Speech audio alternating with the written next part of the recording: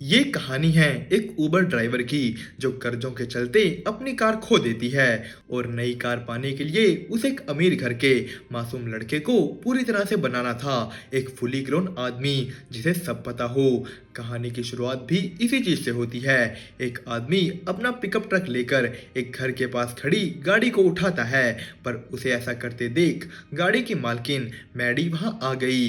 ये आदमी मैडी का ही एक्स बॉयफ्रेंड गैरी है, जिसे मैडी ने छोड़ दिया था। वो कोर्ट के ऑर्डर पर मैडी की कार वहां जब्त करने आया है, क्योंकि वो अपने घर के टैक्स अभी तक नहीं भर पाई। अब मैडी तो एक उबर ड्राइवर है, तो बिना अपनी गाड़ी के पैसे कमा टैक्स कैसे भरेगी।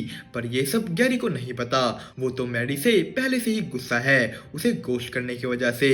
वो 3 महीने की रिलेशनशिप के बाद एकदम ही गायब हो गई। मैडी यहाँ गैरी को मनाने लगती है। वो उसे कहती है कि मैं तो अभी कल रात ही तुम्हारे बारे सोच रही थी। गैरी भी उसकी बातों में फंसने लगा, पर तभी उसने मैडी के घर के अंदर से निकला एक आदमी देखा जो लगभग बिना कपड़ों के ही था। वो मैडी से चिपकने लगा, जिसके बाद गैरी को तो ये पता लग गया कि कल रात उसके बारे तो बिल्कुल भी नहीं सोचा गया।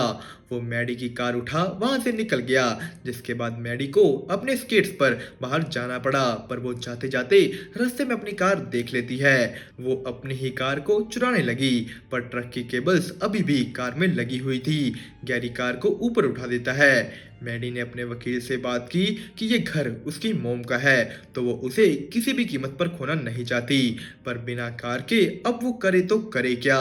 मैडी फुल गुस्से में अपनी बारटेंडरिंग वाली नौकरी पर पहुंच गई, पर अब उसका मूड इतना खराब था कि उसने एक कस्टमर को ही ड्रिंक देने से मना कर दिया। उसकी बॉस उसे डांटती है कि अगर ये बिची बिहेवियर करना है तो किसी और महीने करना, जून के महीने में नहीं, जब काम सबसे ज्यादा चलता हो। उसकी दोस्त उसे अपने फोन में एक सोशल मीडिया पोस्ट दिखाती है, जहां एक पेरेंट अपने 19 साल के लड़के के लिए एक गर्लफ्रेंड मांग रहे हैं जो जवान हो, लगभग 20 साल के आसपास, समझदार हो, ताकि उनके बेटे को कॉलेज जाने से पहले डेट कर सब कुछ सिखा सके। इसके बदले वो दे रहे हैं एक पूरी की पूरी कार। मैडी इसके लिए तैयार हो जाती है। उसका दोस्त उसे पूछता है कि तुम अपना घर तो किराए पर दे नहीं रही, अब अपना शरीर देने को तैयार हो गई। पर मैडी और उसके दोस्त उसको चुप करा देते हैं कि तुम लड़के हो, तुम इस बारे नहीं बोल सकते। मैडी अगले दिन अपने स्केच डाल उस लड़के के घर निकल गई, जहां उसे सबसे पहले दिखती है वो कार, और फिर उस लड़के के पेरेंट्स एलिसन और लेयर्ड। उन्होंने मैडी का इंटरव्यू लिया, जहां जब वो उसकी एज पूछते हैं तो वो कहती है कि बस मैं थोड़ी सी ही बड़ी हूँ। वो पूछते हैं कितनी बड़ी, वो कहती है थोड़ी सी ही बड़ी। टोटल कितनी, बस 32 साल की। पर इसके साथ साथ वो उन्हें समझाती है कि मुझे पता है मैं यहाँ इसलिए हूँ क्योंकि अभी तक आपको कोई और नहीं मिला। जवान लड़कियाँ पागल होती हैं, और यहाँ हम आपके बेटे के बारे में बात कर रहे हैं। आपको कोई ऐसा चाहिए जो जवान लगे पर उसी के साथ समझदार हो, ताकि सब कुछ संभाल सके। एलिसन उसे अपने बेटे पर्सी के बारे में बताती है कि वो बहुत इंटेलिजेंट और ब्राइट बच्चा है जो अगले साल कॉलेज ज्वाइन करेगा, पर वो बहुत शर्मीला है। उसका कोई दोस्त नहीं, वो लड़कियों से बात नहीं करता, और अगर वो ऐसे कॉलेज गया तो कुछ नहीं कर पाएगा।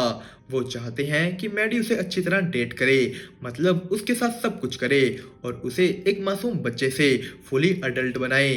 पर किसी को भी इस चीज के बारे पता नहीं लगना चाहिए, यहाँ तक कि पर्सी को भी सब कुछ नेचुरल लगना चाहिए। पर्सी इस वक्त एक एनिमल शेल्टर में वॉलंटियर करता है, तो मैडी उसे वहां जाकर मिल सकती है। मैडी पर्सी के पीछे पीछे एनिमल शेल्टर में पहुंच गई। वो उसके पास जा कहती है कि मुझे तुम्हारी मदद चाहिए। उसे एक डॉग अडॉप्ट करना है, जिसके लिए पर्सी को उससे कुछ सवाल पूछने होंगे, पक्का करने के लिए कि वो डॉग अडॉप्ट करने के लिए एक सही कैंडिडेट है या नहीं। वो दोनों अकेले एक ऑफिस में गए। मैडी पर्सी के पास आने के लिए दूर रखे सोफा को खींचकर उसके पास ले आई। वो पर्सी के साथ फ्लर्ट करने लगती है, पर उसने तो डर कर यहाँ से निकलने की बात कर दी। उसकी शिफ्ट पूरी हो चुकी है, जिसमें मैडी ने उसे घर तक छोड़ने की बात की। वो उसे उसके घर तक लिफ्ट देगी, वो भी इस कार में। मैडी पर्सी की साइकिल भी कार में रख लेती है। पर्सी को जाते जाते ऐसा लगने लगा कि वो किडनैप हो रहा है। कार में बड़े बड़े औजार थे। मैडी ने उसका फोन भी ले लिया, जिससे डर पर्सी ने मैडी पर पेपर स्प्रे कर डाला। मैडी चिल्लाकर उसे बोलती है कि अगर मुझे तुम्हें किडनैप ही करना होता तो अपनी पर्सनल डिटेल्स क्यों दे दी। वो उसे बस होठ लगा, सुपर होठ, इसीलिए वो उसके पास आ रही है। पर्सी ये सब सुन उसके साथ कल एक डेट पर जाने को मान गया। मैडी अपने दोस्तों को सब बताती है कि विश्वास नहीं होता, ये लड़का अगले साल कॉलेज जा रहा है। अगले दिन पर्सी कोट के नीचे शॉल डालकर मैडी को मिलने पहुंच गया, क्योंकि उसे पेंट में गर्मी लग रही थी। वो दोनों अपने लिए ड्रिंक्स ऑर्डर करते हैं, जिसके बाद मैडी उसे कहती है कि मुझे तुम्हारे बारे एक बहुत ही खतरनाक सपना आया, क्या तुम्हें भी ऐसा कोई सपना आता है। तो यहाँ भोला भाला पर्सी खतरनाक का मतलब डरावना समझ उसे अपना एक डरावना सपना बताने लगा। वो लोग ये बातें कर ही रहे थे कि मैडी का एक और एक्स बॉयफ्रेंड वहां आ टपका। वो पर्सी को सलाह देता है कि बेटा बचकर, ये औरत बड़ी खतरनाक चीज है। मैडी और पर्सी वहां से निकल एक बीच पर गए। मैडी अपने कपड़े उतार उसके सामने खड़ गई, पर पर्सी को तो डर था समुद्र के अंदर की मछलियों का। मैडी उसे चिल्लाकर अंदर बुला लेती है, पर जैसे ही वो अपने सारे कपड़े उतार अंदर पहुंचा, पास में घूमते बच्चे उनके कपड़े चुराकर जाने लगे। पर मैडी ने पानी से ऐसे ही निकल उन लोगों को मारना शुरू कर दिया। उसने उन्हें वहां से भगा दिया। वो वापस अंदर पानी में गई। मैडी पर्सी को कुछ करने को कहती है, पर पर्सी ने साफ मना कर दिया। वो कहता है कि वो ऐसा कुछ नहीं करेगा, वो तो उसे अभी अच्छी तरह जानता भी नहीं। मैडी वहां से गुस्सा होकर निकल गई।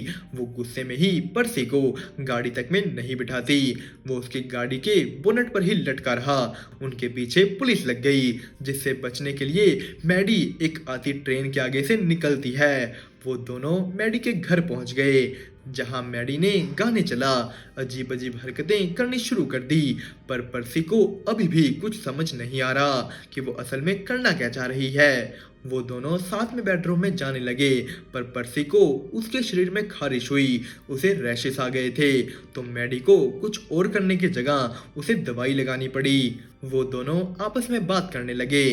पर्सी मैडी से माफी मांगता है कि वो उसके साथ आज कुछ नहीं कर पाया। उन्होंने कल का भी दिन साथ में बिताने का फैसला किया।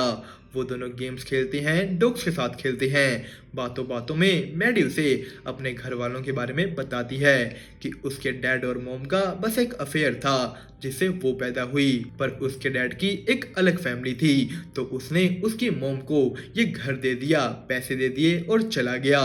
इन बातों के बाद वो दोनों किस करते हैं।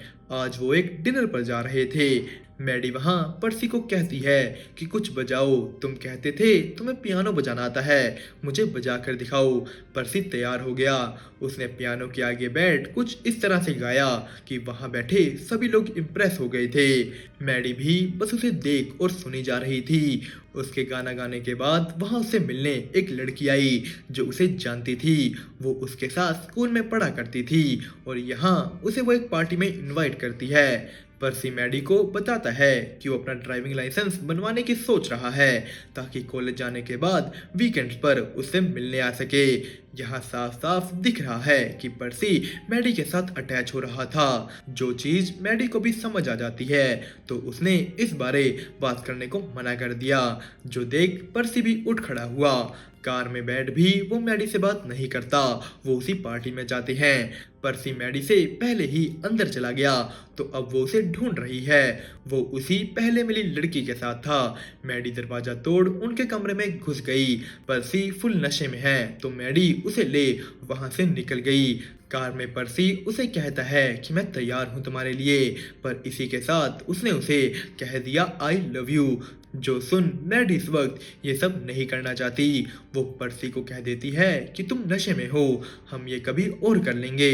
पर असल में उसे डर था पर्सी की उसकी ओर अट्रैक्शन का। अगले दिन पर्सी अपने घर वालों को कहता है कि वो ड्राइविंग लाइसेंस के लिए अप्लाई करेगा, जो सुन वो बहुत खुश हुए।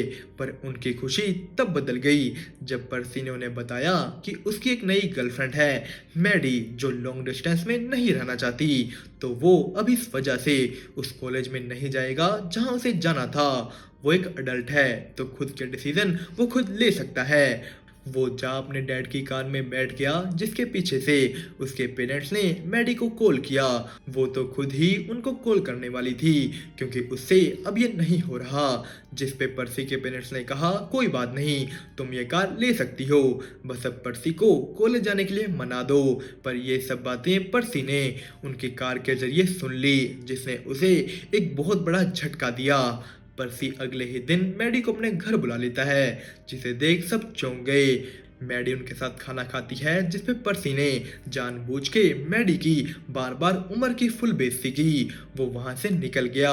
उसने अपने दोस्त के साथ जो गाड़ी मैडी को मिलने वाली थी उसको तोड़कर रख दिया। वो अपने कमरे में वापस आ मैडी के साथ वो करता है जो मैडी उसे कब से करने को कह रही है, पर उससे वो भी नहीं हो पाया। पर्सी मैडी को उसकी कार के बारे बताता है। वो कहता है कि उसे लगा तुम मुझे पसंद करती हो पर मैं पागल था, जिसपे मैडी का कहना था कि नहीं तुम गलत सोच रहे हो, मैं तुम्हें पसंद करती हूँ। पर पर्सी ने गुस्से में उसे वहां से जाने को कह दिया। इस चीज से मैडी को भी बहुत दुख पहुंचा। अगले दिन गैरी उसके घर उसकी कार पहुंचा देता है। इधर पर्सी ने अपने घर वालों के साथ बात की कि अब तक मेरी जिंदगी में जो कुछ भी हो रहा था वो सब आप कंट्रोल कर रहे थे, पर अब से ऐसा नहीं होगा। ना वो उसे ट्रैक कर पाएंगे, वो अपने फोन का पासवर्ड भी चेंज कर रहा है, उसे अब सब कुछ अपने हिसाब से करना है। मैडी भी अपनी टूटी कार में ही उबर करने लगी। उसने अपना घर भी बेच दिया। अब वो एक घर छोड़कर कहीं और बाहर जाकर रहना चाहती है। मैडी एक दिन बड़ी हिम्मत जुटा पर्सी से मिलने गई, पर वो तो उससे बात ही नहीं करना चाहता।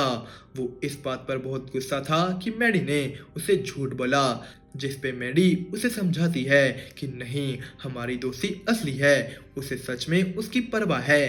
पर पर्सी फिर भी उससे बात नहीं करता। मैडी उसकी कार के ऊपर चढ़ गई। पर्सी ने भी बदला लेने के लिए कार भगानी शुरू कर दी। वो दोनों सीधा बीच में जा गिरते हैं।